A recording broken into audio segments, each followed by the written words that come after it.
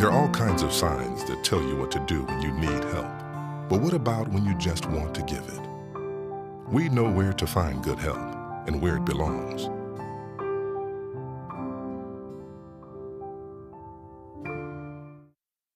I think people volunteer during disaster because they want to be of service to their community.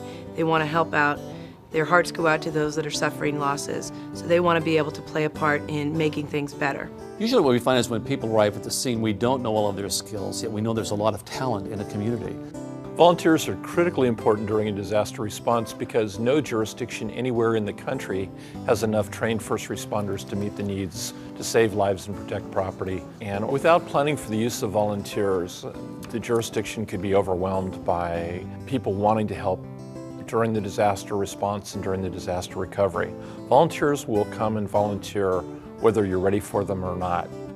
Spontaneous Volunteer is a member of the community who comes forward during any type of disaster and wants to be able to contribute. Hello there, where's the Emergency Volunteer Center? It's right over there, through those doors. Okay. They are not previously affiliated with some type of organization, and yet they still have a need to make a difference.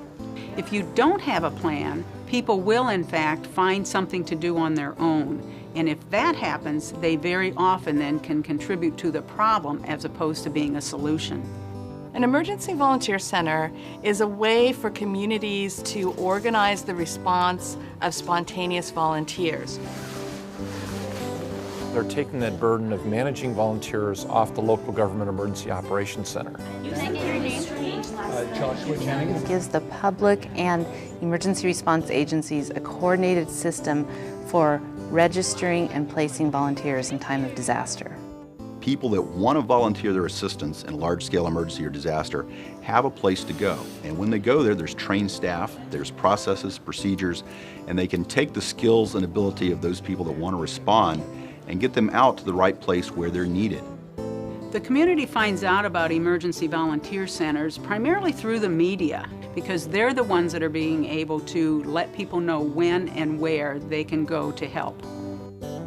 The key partners in a successful emergency volunteer center are the first responders who redirect people to the emergency volunteer center, the media who send out the messages to the community about how to help in a disaster, and all the other disaster response organizations who both redirect volunteers and let us know what their needs are so we can dispatch volunteers out to them. Community-based organizations rely heavily on the services provided by emergency volunteer centers in order to continue services during a disaster.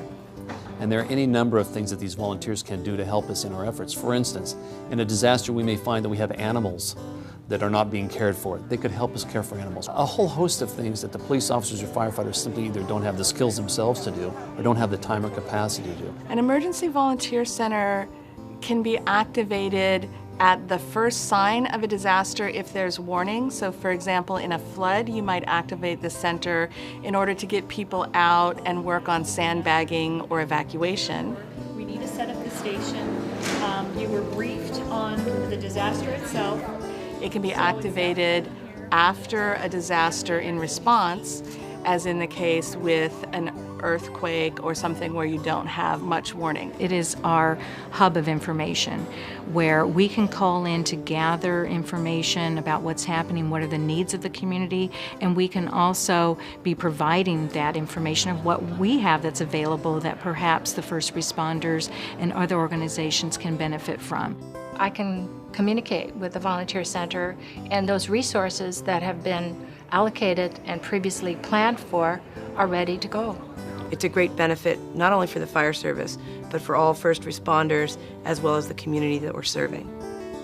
All partners in disaster preparedness and response can help raise awareness about emergency volunteer centers through their own promotions, their own training of their staff, and their own communications with the public. Public information officers and the media support emergency volunteer centers by working cooperatively, letting people know that an emergency volunteer center has been opened, what the location is and what the hours are. Elected officials play a key role because they are figuratively the heads and the voices and the face of a community. And when they support a volunteer center, they raise that profile and they make the volunteer center a full member of the emergency response team for their community. The Emergency Volunteer Center is successful when both the volunteer center staff and the local government staff have been prepared and trained together in advance and have a plan in place. As first responders, I think it's very important for us to support the concept of emergency volunteer centers. We are very appreciative of the public's help, particularly in a large-scale emergency. So it's important that first responders direct these individuals who are responding to the emergency volunteer centers. While they're at the centers, those individuals can then triage their skills, and then it's incumbent upon first responders to communicate what we need to those centers so that they can help send people who could be of assistance to us to our locations. Community-based organizations support emergency volunteer centers by planning ahead, ensuring that we have the appropriate job descriptions in place so when a disaster does occur, we're able to move quickly and implement the use of those volunteers. Community-based organizations can talk about the importance of preparedness for disaster and how the emergency volunteer centers can help coordinate the communication and networking after disaster. The best thing that emergency managers can do to support volunteer centers is integrate them into their planning, their training, their exercise program well before the disaster. We need to start thinking of the emergency volunteer centers as a checklist on our operational plan. It just is something you do in every disaster or emergency. To the extent we're able to do that, we'll begin to realize the benefits that can come from including them in our operational plan.